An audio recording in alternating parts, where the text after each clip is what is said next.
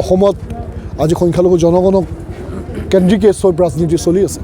সংখ্যালঘু জনগণই এনেধৰণৰ কিছুমান কথা যি ছ'চিয়েল মিডিয়াত চলি থাকে বা মিডিয়াত ট্ৰায়েল চলি থাকে, সেইবোৰ ক্ষেত্ৰত বেছি মূৰ মাৰিবলৈ নালাগে। কাৰণ আজি সংখ্যালঘু জনগণৰ ৰাজনৈতিকভাৱে বহু শক্তিশালী বুলি মই ভাবোঁ। সেয়েহে আজি তেওঁলোকক ব্যৱহাৰ কৰি সমগ্ৰ অসমত কোনোবাই নিজৰ গাদ্দি বচাই ৰাখিছে।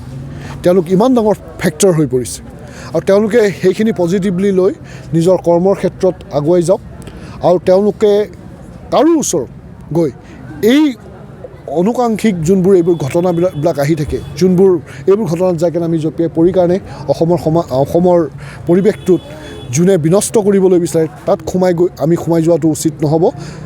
কাৰণ তেতিয়া সোমাই যোৱাৰ লগে লগে তেওঁলোকৰ যি উদ্দেশ্যৰ বাবে এইবোৰ কৰি আছে, সেই উদ্দেশ্যবোৰত তেওঁলোক সফল হ'ব।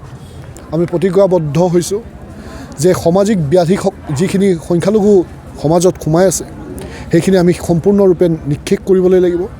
সংখ্যালঘু জনগণৰ শৈক্ষিক দিশত, অৰ্থনৈতিক দিশত আগুৱাই যাব হ'লে এই বাল্য বিবাহ বা যি নিচাযুক্ত দ্ৰব্যৰ সেৱন, এনেধৰণৰ ঘটনাবোৰ পৰা তেওঁলোকে পৰিত্ৰাণ পাবলৈ লাগিব। তেতিয়াহে তেওঁলোক আগুৱাই যাব পাৰিব অৰ্থনৈতিক দিশত আৰু সামাজিকভাৱে তেওঁলোক অধিক শক্তিশালী হ'বলৈ পাৰিব আৰু ৰাজনৈতিকভাৱে তেওঁলোক অধিক সচ্ছল হ'ব পাৰিব।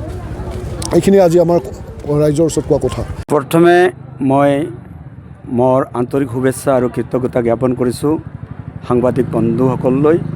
আৰু মই ইয়াকে ক'ব বিচাৰিছোঁ, আমাৰ বহলপুৰ এখন বৃহত্তৰ এৰিয়া। ইয়াত আমাৰ মানুহখিনি সংখ্যালঘু মানুহ।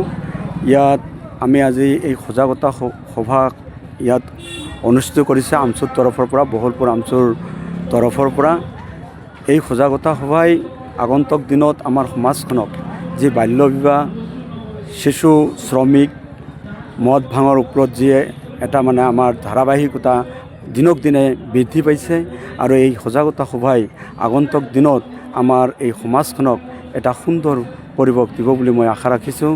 আৰু এনেকুৱা সভা আগন্তুক দিনতো আমাৰ এই সংখ্যালঘু প্ৰধান এৰিয়াবিলাকত, অঞ্চলবিলাকত হ'লে ভাল হয়, আৰু তেতিয়াহ'লে সমাজখন হয়তো নিকা ভাৱমূৰ্তিৰ হ'ব আৰু সমাজখন সুন্দৰ হ'ব বুলি মই আশা ৰাখিছোঁ।